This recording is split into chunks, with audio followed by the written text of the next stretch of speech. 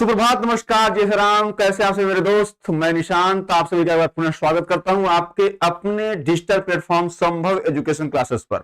साथियों, प्यारे भाई बहनों, बीपीएससी टीआरई 3 के लिए हम लोग करंट अफेयर की क्लास में जुड़ रहे हैं एक दूसरे से। तो आप सभी लोग एकमात्र काम कर सकते हैं कि अगर जब वीडियो देखें, वीडियो अच्छी लगे तो उसको सब्सक्राइब जरूर कर लीजिएगा, और उसके साथ साथ अगर अच्छी लगे तो अपने दोस्तों के हित के लिए उनके तक शेयर कर दीजिएगा दोस्त। ठीक है, तो चलिए बिना देरी किए हुए लेते हैं सेशन का पहला प्रश्न। क्या भैया पहला प्रश्न? पहला प्रश्न है दोस्त, वर्तमान में भारत सरकार के कैबिनेट सचिव कौन है? Option A Rajiv Gauba, option B Vinay Mohan Kwatra, option C Ajay Kumar Bhalla, option D Girdhar Aramane, option E उपयुक्त में से कोई नहीं। बताइए इसका सही जवाब क्या होगा। देखिए, अगर हम एक करके चर्चा कर लेते हैं दोस्त, तो गिरधर अरमने जो है ना दोस्त, ये क्या है? ये रक्षा सचिव है। क्या है दोस्त? रक्षा सचिव है। क्या है मित्र? रक्षा सचिव है। ठीक है। अगर हम अजय कुमार भल्ला की बात करते हैं, क्या अजय कुमार भल्ला क्या दोस्त? ये गृह सचिव है, चर्चा में भी थे ये। ठीक है, इसलिए ये प्रश्न लेना जरूरी है। विनय मोहन क्वात्रा क्या दोस्त? तो विनय मोहन क्वात्रा विदेश सचिव हैं। क्या है दोस्त? विदेश सचिव हैं। विदेश मंत्री कौन? एस जयशंकर विदेश सचिव हैं विनय मोहन क्वात्रा। ठीक है। अब देखिए, बचते हैं आपके राजीव गाभा, तो ये क्या है? सरकार के कैबिनेट सचिव हैं। ठीक है दोस्त। चलिए दूसरा प्रश्न लेते हैं। क्या भैया, वर्तमान में भारत के नियंत्रक एवं महालेखा परीक्षक कौन है? Option A Girish Chandra Murmu, option B S Dubey, option C R Venkat Ramani, option D Tushar Mehta, option E उपयुक्त में से कोई नहीं। बताइए इसका सही जवाब क्या होगा दोस्त। देखिए, अब यहाँ पे क्या लिख रखा है, आपको ये ध्यान देना है। नियंत्रक एवं महालेखा परीक्षक, इसको क्या बोलते हैं दोस्त? इसको बोलते हैं CAG। ठीक है, कंपनी ऑडिटर जनरल इसको बोला जाता है। इस पद का जो सृजन हुआ था पहली दफा, ये 1857 की क्रांति के बाद, जब भारत जो है ब्रिटिश सत्ता के अधीन हो गया था, तो 1858 में पहली दफा इस पद का सृजन हुआ था। और किस नाम से हुआ था? तो ये नाम था दोस्तों महालेखाकार। किस नाम से था? महालेखाकार नाम से इस पद का सृजन हुआ था। आगे चल करके 1860 में इस पद का नाम फिर परिवर्तित किया, और 1866 में, कब दोस्त? 1866 में इसका नाम क्या हो गया? नियंत्रक महालेखा परीक्षक। क्या? नियंत्रक महालेखा परीक्षक। नियंत्रक एवं महालेखा परीक्षक। ठीक है, ये हो गया महालेखा परीक्षक। ठीक है दोस्त, महालेखा परीक्षक ये हो गया। मामला क्लियर है।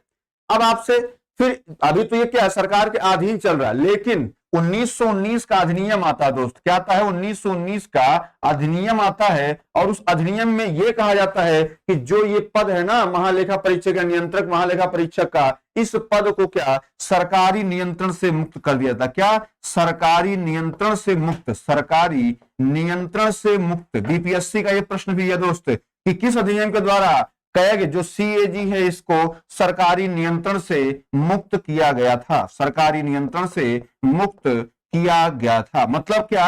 यह एक स्वायत्त और स्वतंत्र संस्था है, और इसके विषय में कहा गया कि भाई ये क्या करती है? ये सबको, जैसे जितने भी लेखा जोखा सबको इकट्ठा करती है, और ये संवैधानिक पद है। इसका कहां पे वर्णन है? तो इसका वर्णन संविधान में कहां है दोस्त? संविधान में 148 से लेकर के 151 तक में इसका बाकायदे वर्णन किया गया है, और कहा गया है कि जो भी CAG होगा, मतलब जो नियंत्रक और महालेखा परीक्षक होगा, या तो उसका कार्यकाल 6 वर्ष होगा, 6 वर्ष या 65 वर्ष, ये कहा गया है मेरे दोस्त। 6 वर्ष या 65 वर्ष। ठीक है, तो इसको आप याद रख लीजिएगा। आपके जो यहाँ पे इस टाइम महालेखा परीक्षक हैं, वो है आपके गिरीश चंद्र मुर्मू, और इनका जो नंबर है वो है 14वां नंबर। मामला क्लियर है दोस्त, पूरा पोस्टमार्टम। ठीक है। SS दुबे क्या दोस्त? तो SS दुबे CGA है। क्या है? CGA है, कैग नहीं, CGA है। आर वेंकट रमणी क्या दोस्त? तो are Venkat Ramani attorney general of India है, जिसको आप क्या कहते हैं? महान्यायवादी बोलते हैं। क्या? न्यायवादी बोलते हैं, अटॉर्नी जनरल ऑफ इंडिया। और इसका वर्णन कहां किया गया है? इसका वर्णन अनुच्छेद 76 और 78 में किया गया है। अगर बात करें कि आज जो पहले महान्यायवादी कौन थे, तो वो थे MC सीतरवार। कौन थे दोस्त? MC शीतलवाड़ थे। कौन थे दोस्त? MC शीतलवाड़ थे। मामला क्लियर है। और बात कर लेते हैं तुषार मेहता कौन है, तो ये सॉलिसिटर जनरल है। क्या दोस्त? सॉलिसिटर जनरल है। सॉलिसिटर जनरल इनको नियुक्त किया गया है। ठीक है, सॉलिसिटर जनरल के रूप में इनको नियुक्त किया गया है। ये पहले भी थे, अभी भी है। ठीक है, तो बताइए इसका सही जवाब ऑप्शन नंबर ए हो जाएगा। ऐसे प्रश्न करना ठीक ठाक है ना, कमेंट करके थोड़ा सा कॉम्प्लीमेंट जो है आपका मिलता है, आपसे प्रशंसा मिलती है, तो और बेहतर करने का मन करता है और बेहतर करने की इच्छा जागृत होती है दोस्त। तो आप सभी अपना प्यार स्नेह बनाए, लाइक शेयर सब्सक्राइब और कमेंट करने के साथ। चलिए अगला प्रश्न क्या दोस्त? विंध्येश्वरी पाठक बिहार के जाने माने सामाजिक कार्यकर्ता हैं दोस्त। विंध्येश्वरी पाठक जिनका हाल ही में निधन हो गया, निम्न में से किससे संबंधित थे? क्या है दोस्त? सामाजिक कार्यकर्ता, स्टील मैन ऑफ इंडिया नाम से प्रसिद्ध, महान क्रिकेटर, कृषि वैज्ञानिक, उपयुक्त में से कोई नहीं। बताइए इसका सही जवाब क्या होगा? विंध्येश्वरी पाठक यह एक क्या है दोस्त? यह एक सामाजिक कार्यकर्ता है। और ये किस नाम से फेमस है? तो ये स्टील मैन नहीं, बल्कि ये टॉयलेट मैन। क्या? Toilet man of India. Toilet man of India. इस प्रकार के प्रश्न पिछली दफा आए थे, तो ये उम्मीद मैं कर सकता हूं कि इस बार भी आपसे पूछे जाएंगे। स्टील मैन ऑफ इंडिया अगर आपसे पूछे भाई टॉयलेट मैन कौन हो गए, तो ये तो विंध्येश्वरी पाठक हो गए। अगर आपसे पूछे स्टील मैन ऑफ इंडिया नाम से कौन प्रसिद्ध है, तो जमशेद ई ईरानी। कौन है दोस्त? जमशेद ई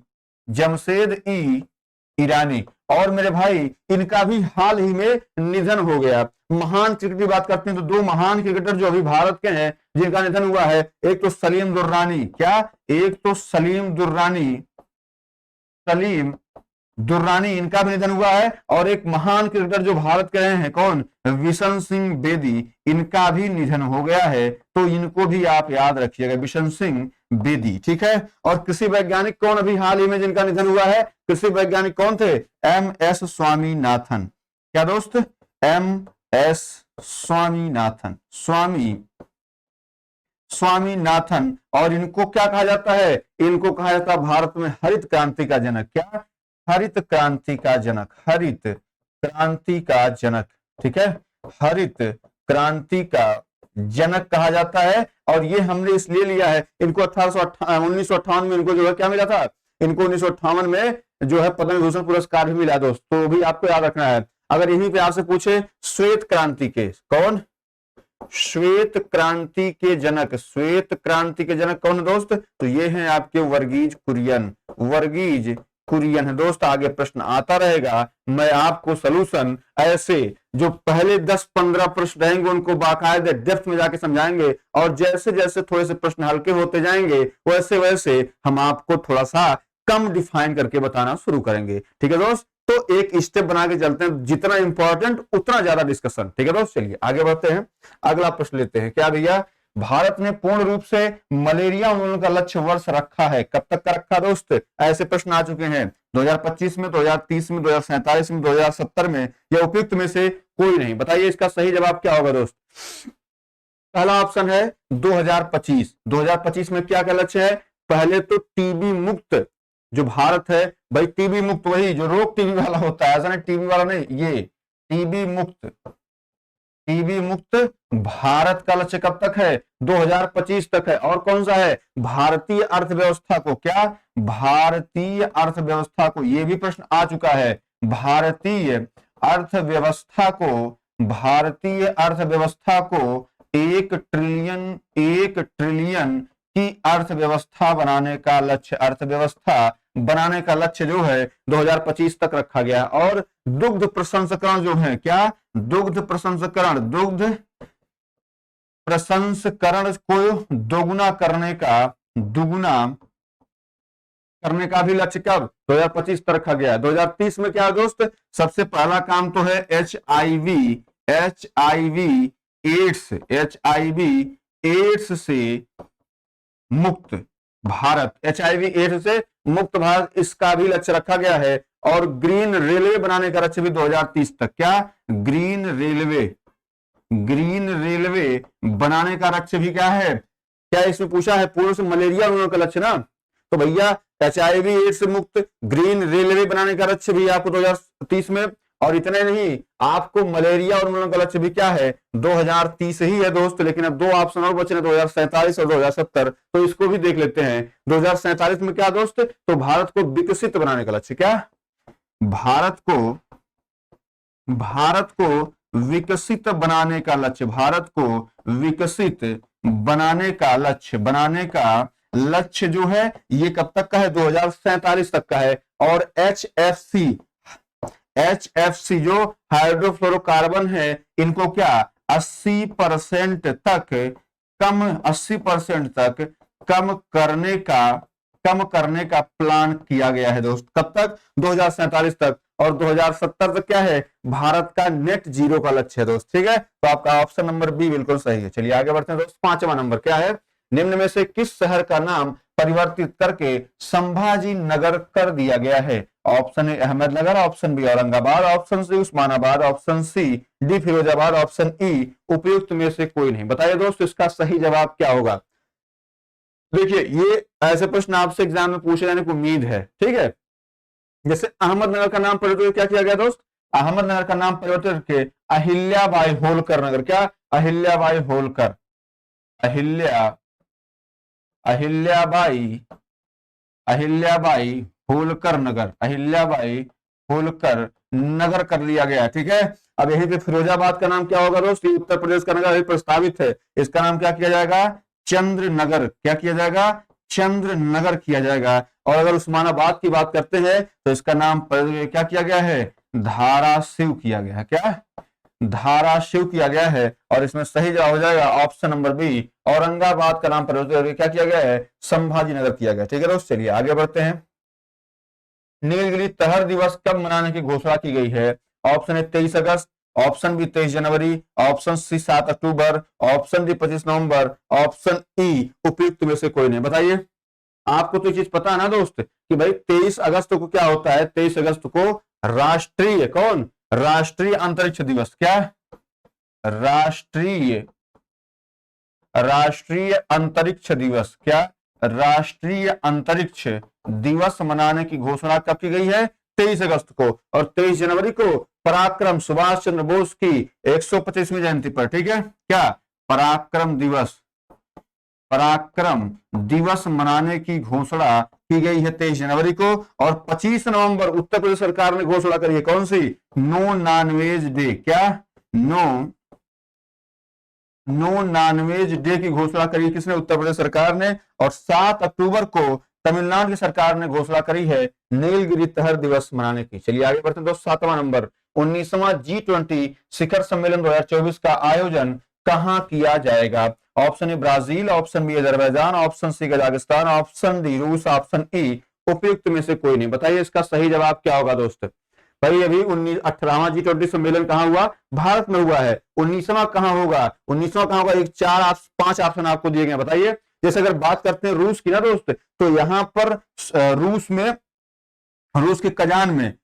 के कजान में क्या होगा भैया, अभी ब्रिक्स वो हुआ था ना, ब्रिक्स वाला कौन सा सम्मेलन हुआ था, 15वां हुआ था। और रूस में कौन सा होगा, 16वां सम्मेलन होगा। क्या, 16वां सम्मेलन होगा। 16वां सम्मेलन कहां होगा, रूस के कजान में होगा। 15वां कहां हुआ है, दक्षिण अफ्रीका के जोहान्सबर्ग में। कजाकिस्तान में क्या होगा दोस्त, तो कजाकिस्तान में क्या होगा, 24वां एससीओ शिखर सम्मेलन होगा। क्या, एससीओ शिखर सम्मेलन होगा। ठीक है, अगर यहीं पे आपसे पूछ ले कि भाई 24वां तो कजाकिस्तान में होगा, तो 23वां कहां हुआ, तो 23वां आपके भारत में ही संपन्न हुआ है। अगर अजरबैजान की बात करते हैं दोस्त, तो अजरबैजान के किस शहर में, अजरबैजान के बाकू में क्या होगा, COP 29। क्या होगा दोस्त, COP 29। और अभी हाल ही में COP 28 संपन्न हुआ है। और ये कहां संपन्न हुआ दोस्त, तो आपके UAE में संपन्न हुआ है। मुझे वाली फोटो वायरल हुई थी ना, तो वही COP 28 वाली। ठीक है, अब हमसे पूछा गया है कि भाई G20 शिखर सम्मेलन 2024 का आयोजन कहां होगा। अभी हमारे यहाँ आयोजन हुआ था भारत में, नई दिल्ली, है ना, लेकिन अब कहां होगा दोस्त, अगला वाला होगा ब्राजील में। ऑप्शन ए बिल्कुल सही जवाब है। आपको पता है कि भारत में जब सम्मेलन हुआ तो बहुत सारे उसमें निकल करके चीजें आई, जैसे G20 जो था G21 हो गया है। ठीक है, 19 देश और 2 संघ, जैसे एक यूरोपीय संघ और एक अफ्रीकी संघ उसमें सम्मिलित कर लिए गए हैं। मामला क्लियर है। अगर आपसे ये पूछे कि भाई यूरोपीय जो अफ्रीकी संघ उसमें कितने देश हैं, ये प्रश्न पूछा, बिहार पुलिस में भी पूछा है, तो उसमें 55 देश आते हैं, ठीक है, तो वो भी आपको याद रखना है। मामला क्लियर है। चलिए आगे बढ़ते हैं दोस्त, इसका ऑप्शन है सही होगा। हाल ही में खंजर युद्ध अभ्यास, खंजर किन दो देशों के बीच संपन्न हुआ? भारत और जापान, भारत और किर्गिस्तान, भारत और फ्रांस, भारत और अमेरिका, और उपयुक्त में से कोई नहीं। मैं आपको इतना पता दूंगा ना दोस्त, आपका हमारा बस सहयोग, समर्थन, सामंजस्य बना रहा, तो आपके लिए ये जो आने वाले 10 दिन की क्लास है, 12 दिन की, उसमें आपको पूरा करंट अफेयर इतना पढ़ा दूंगा कि उससे बाहर फिर करंट अफेयर नहीं पूछेगा, इसकी गारंटी मैं लेता हूं। जैसे मोदी जी कहते हैं गारंटी मैं ले रहा हूं, उनकी गारंटी का तो कुछ है नहीं, लेकिन मैं वास्तव गारंटी, जैसे पिछली बार अगर 10 प्रश्न 8 प्रश्न से पूछ रहे थे करंट अफेयर के, तो उसमें 4-5 प्रश्न हमारे रहते थे दोस्त, ठीक है। तो चलिए अब बताइए जापान से कौन कौन हुआ है? तो भैया जापान से तो बहुत सारे हुए, सबको एक एक करके नोट डाउन कर देते। पहला कौन सा? जी मैक्स। क्या? जी मैक्स, आपको याद रखना जी मैक्स। अगर आप इंग्लिश में लिखें तो JIMEMEX, ठीक है, जीमैक्स याद रख लीजिए। उसके बाद क्या? उसके बाद सहयोग, सहयोग काइजिन। क्या दोस्त? सहयोग काइजिन, सहयोग, सहयोग काइजिन, ठीक है, ये भी किसके बीच? भारत और जापान के बीच। उसके बाद धर्म गार्जियन और वीर गार्जियन। क्या दोस्त? धर्म गार्जियन, धर्म गार्जियन, और क्या? धर्मवीर गार्जियन। क्या? वीर गार्जियन, ठीक है। अभी जब थोड़ा सा और आएगा, जब पूरा आपको याद हो जाएगा, फिर आपको भाई कौन सा वायुसेना का अभ्यास है, कौन सा थल सेना का अभ्यास है, कौन सा नौसेना का अभ्यास है, ये बाद में पहले रट लीजिए कि जीमैक्स होगा जापान सहयोग काइजिन, जापान धर्म गार्जियन, जापान वीर गार्जियन, जापान एक और बच रहा है, कौन सा? सेन्यू मैत्री। क्या? सेन्यू मैत्री, ये की बच रहा है दोस्त। तो ये भी आपका क्या? जापान से, ठीक है। अब भारत और अमेरिका के बीच में क्या होता है दोस्त? तो दो इंपॉर्टेंट है, कौन कौन सा? एक तो आपका वज्र प्रहार, वज्र प्रहार, और दूसरा है कोप इंडिया। क्या है? COP India. ये मोस्ट इंपॉर्टेंट में आते हैं दो, ठीक है। अब जैसे आप फ्रांस की बात करते हैं दोस्त, तो फ्रांस में फ्रिंजेक्स होता है। क्या? फ्रिंजेक्स होता है, एक तो फ्रिंजेक्स हो गया, और एक दूसरा होता है वरुण, वरुण होता है, गरुण होता है, ठीक है। वरुण युद्धाभ्यास फ्रांस होता है। तो आपका बचा ऑप्शन नंबर बी, भारत और किर्गिस्तान, बिल्कुल सही जवाब है। चलिए आगे बढ़ते हैं। हाँ, मानव विकास सूचकांक जो यूएनडीपी द्वारा जारी किया जाता है, में वर्तमान में भारत का कौन सा स्थान है? बहुत बढ़िया प्रश्न दोस्त, ठीक है। पहली बात तो यह है कि मानव विकास सूचकांक किसके द्वारा जारी होता है? तो यूएनडीपी। प्रश्न में भी प्रश्न मिल गया आपको। ए 93, बी 126, सी 127, डी 132, ई उपयुक्त में से कोई नहीं। बताइए दोस्त इसका सही जवाब क्या होगा? भाई किसके द्वारा कौन सा जारी किया? जिसे 93 नंबर का आया है, तो भाई 93 में तो भ्रष्टाचार बोध सूचकांक। क्या? भ्रष्टाचार, भ्रष्टाचार बोध सूचकांक, भ्रष्टाचार बोध सूचकांक में जो है ये 93 नंबर पर है। कौन? भ्रष्टाचार बोध सूचकांक में, ठीक है। और इसको जारी कौन करता है? Transparency international. कौन? ट्रांसपेरेंसी, ट्रांसपेरेंसी इंटरनेशनल इसको जारी करता है, इंटरनेशनल इसको जारी करता है, ठीक है दोस्त। इसमें भारत का कौन सा स्थान है? 93वां स्थान है। हमसे पूछा क्या है? मानव विकास सूचकांक, अभी आएंगे, ठीक है। अगर 126 की बात करते हैं तो 26 में दो है, कौन कौन सा? एक तो वैश्विक शांति सूचकांक। क्या? वैश्विक, वैश्विक शांति सूचकांक, वैश्विक शांति सूचकांक, ठीक है। वैश्विक शांति सूचकांक एक है, और दूसरा क्या है? विश्व खुशहाली सूचकांक। क्या? विश्व खुशहाली सूचकांक, विश्व खुशहाली सूचकांक भी क्या है दोस्त? विश्व खुशहाली सूचकांक में भी क्या है? 126वें नंबर। अब बताइए विश्व शांति सूचकांक कौन जारी करता है? विश्व शांति सूचकांक कौन? Institute for, institute for economic and peace. क्या यहाँ पे? Institute for, institute for economy and peace, economy, economics and peace, ठीक है। इकोनॉमिक्स एंड पीस ये जारी करता है। वैश्विक शांति सूचकांक, अगर आपसे ये पूछते भाई विश्व खुशहाली सूचकांक कौन जारी करता है, तो संयुक्त राष्ट्र सतत विकास समाधान नेटवर्क जारी करता है। ठीक है, तो इसको आप याद रखिएगा। अब बताइए 126 नंबर पे तो होगा। अब 27 पे क्या भैया, 27 पे है ग्लोबल जेंडर गैप इंडेक्स। क्या, ग्लोबल जेंडर गैप इंडेक्स है। ठीक है, और इसको कौन जारी करता है, विश्व आर्थिक मंच जारी करता है। क्या, विश्व आर्थिक मंच जो है इसको जारी करता है। इसमें 127वें नंबर पे। ठीक है, और 132वें नंबर पे किस कौन आता है दोस्त, यूएनडीपी द्वारा जारी जो किया जाता है विश्व मानव विकास सूचकांक। ठीक है, चलिए आगे बढ़ते हैं दोस्त। ये आपके समझ में आ गया ना मामला, कोई दिक्कत कोई परेशानी नहीं होनी चाहिए। चलिए आगे बढ़ते हैं दोस्त। 10वां नंबर, हाल ही में लॉन्च भारत का पहला सौर मिशन आदित्य L1 के प्रक्षेपण यान का नाम क्या है। मैं एक बार बता दूं दोस्त, पिछला जो पेपर हुआ आप देखिएगा चंद्रयान, उसमें पूछा गया। क्या, चंद्रयान पूछा गया है। तो आप एक चीज बहुत क्लियर मान चलिए कि आपसे इस बार प्राइमरी में पूछे या 6 से 8 वाले में पूछे या और अपर पूछेगा, ये आदित्य L1 पढ़ लीजिएगा। इसके लिए बहुत, अभी तो मैं एक एक करके प्रश्न लाऊंगा ना, तो आपका काम तो मैं करा दूंगा, लेकिन फिर भी आपको ये मैं बता दूं कि मोस्ट इंपॉर्टेंट की श्रेणी में आता है। ठीक है, तो भैया देखो आदित्य L1 की बात करते हैं। 2 सितंबर को एक प्रक्षेपित किया गया था सतीश धवन अंतरिक्ष केंद्र से। ठीक है, तो भैया इसमें कौन कौन आएगा, जिसे LVM 3 M4, तो आपको पता ये क्या है, चंद्रयान 3 वाला है। चंद्रयान 3, वही चंद्रयान 3 जो 14 जुलाई को लॉन्च किया गया था और 23 अगस्त को पहुंचा था। उसी के उपलक्ष्य में 23 अगस्त को क्या मनाते हैं, राष्ट्रीय अंतरिक्ष दिवस मनाते हैं। ठीक है दोस्त, तो चलिए अब PSLV C58 ये क्या भैया, ये है अभी जो मिशन लॉन्च हुआ जनवरी 2024 में, एक्सपोसैट। क्या,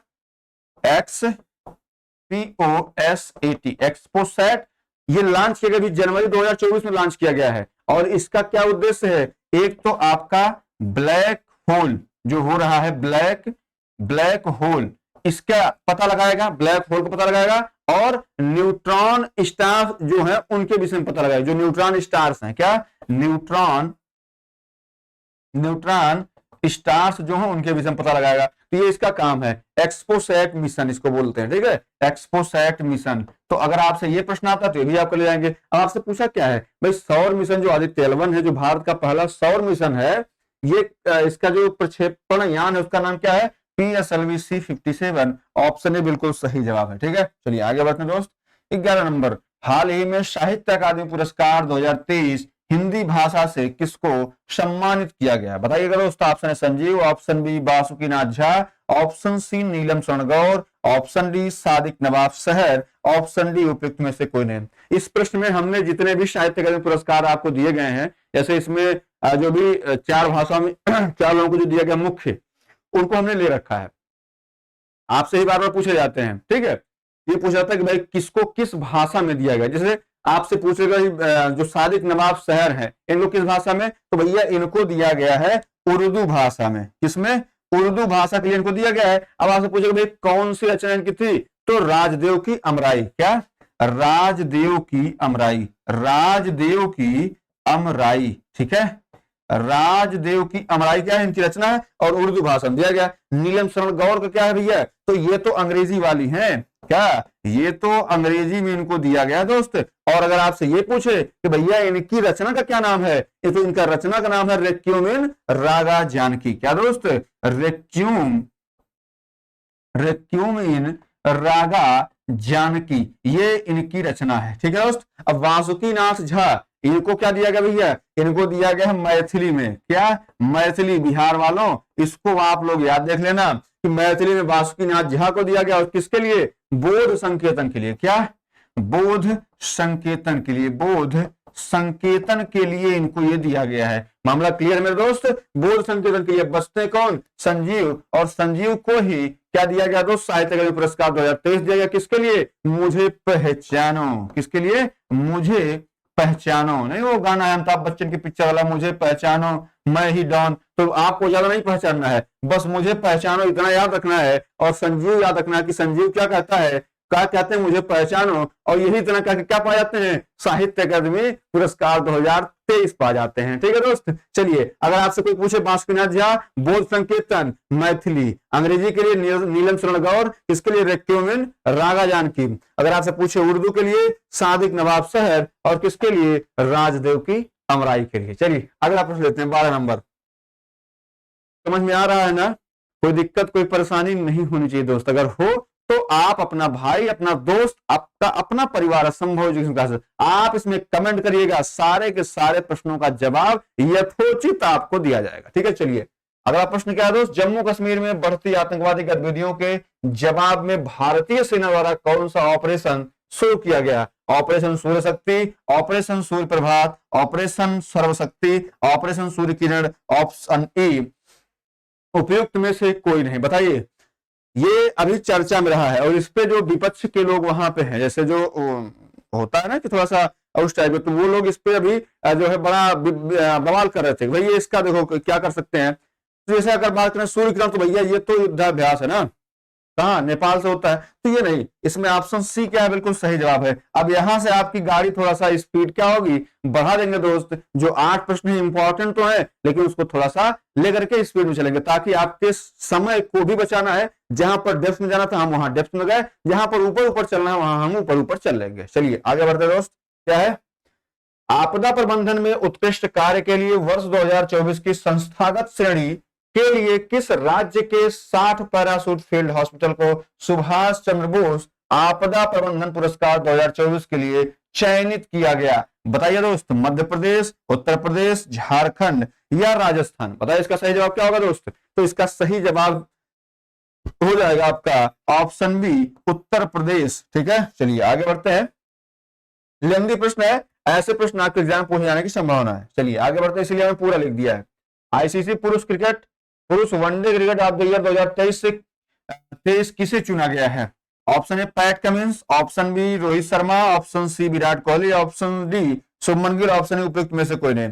तो भैया आपको पता है बॉलर तो भाई यहाँ पे है, सबसे ज्यादा छक्का मारने वाले कौन है, रोहित शर्मा है। अच्छा जो खेले वो शुभमन गिल खेले, लेकिन इनको प्लेयर ऑफ द मंथ दिया गया था जनवरी वाला। ठीक है, लेकिन यहाँ पे जो आईसीसी पुरुष one day cricket of the year जो दिया गया है वो दिया गया विराट कोहली को। ऑप्शन सी बिल्कुल सही है। चलिए आगे बढ़ते हैं दोस्त, सरकार द्वारा स्थापित 9 सदस्यीय विजय राघवन समिति ने हाल ही में अपने रिपोर्ट सौंपी जो किस विषय पर आधारित था। ऑप्शन ए इसरो में सुधार, ऑप्शन बी डीआरडीओ में सुधार, ऑप्शन सी बीएसएफ के कार्य में सुधार, ऑप्शन डी आईबी कार्य में सुधार, ऑप्शन ई उपयुक्त में से कोई नहीं।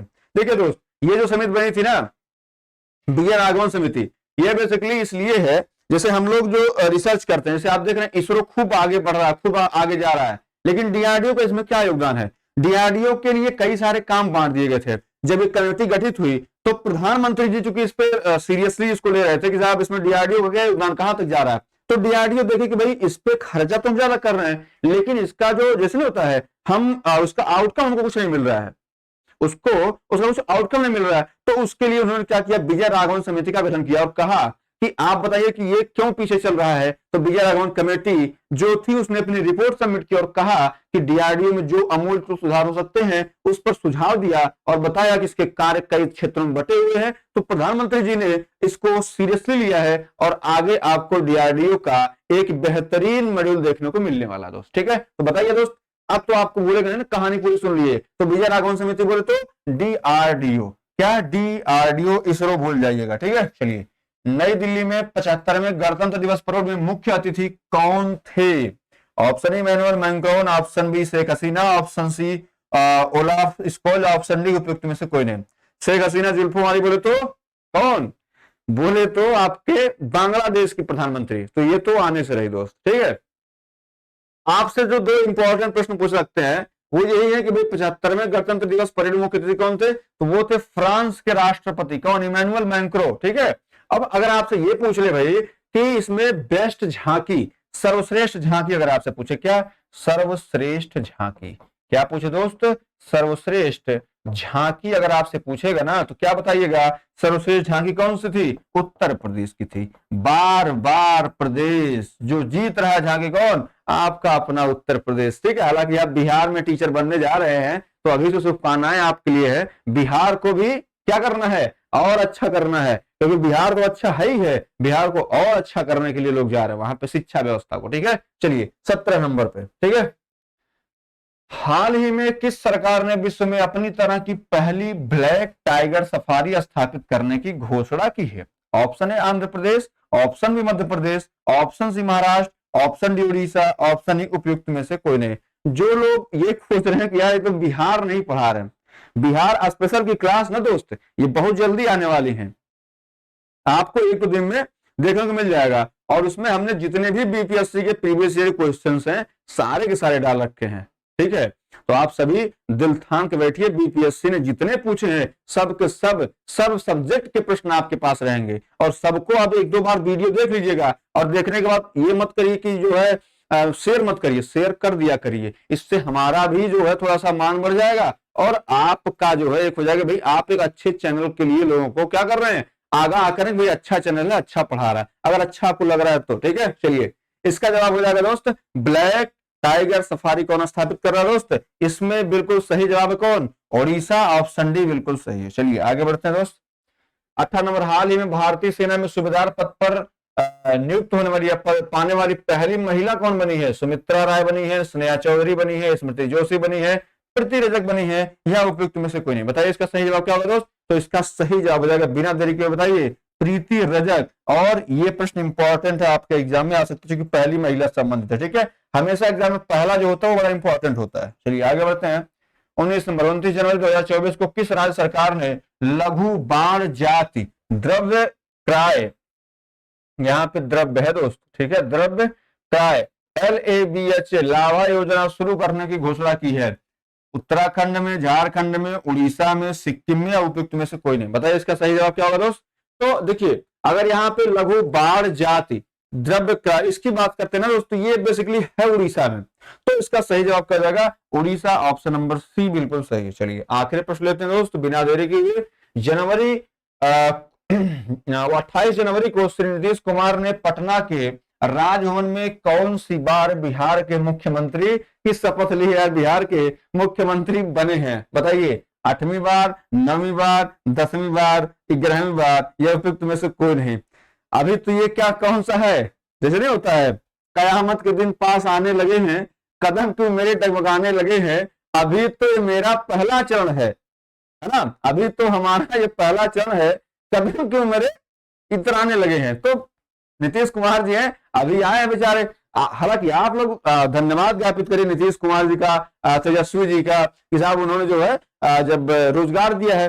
बेसिकली अगर यहां से प्रश्न भी आ जाएगा ना तो कोई गलत नहीं मारेगा, क्यों? क्योंकि इतने फेमस हो चुके हैं, हमको लगता है कि मोदी जी के बाद अगर इसे मोदी जी की फेम दूसरे साइड में है और बदलने वाली जी पलटू राम वाली, तो उसकी फेम अलग है, तो भैया उसमें एक नंबर पर अगर कोई है तो वो आपके नीतीश कुमार हैं। और एक चौथी बार ले रहे हैं तो 9वीं बार ले रहे हैं दोस्त, ऑप्शन बी बिल्कुल सही है। तो बताइएगा कमेंट करके कि आज का सेशन कैसा रहा और आपको और कौन कौन सी क्लासेस चाहिए होंगी। ठीक है दोस्त, तो अब इजाजत दीजिए, नमस्कार, जय हिंद।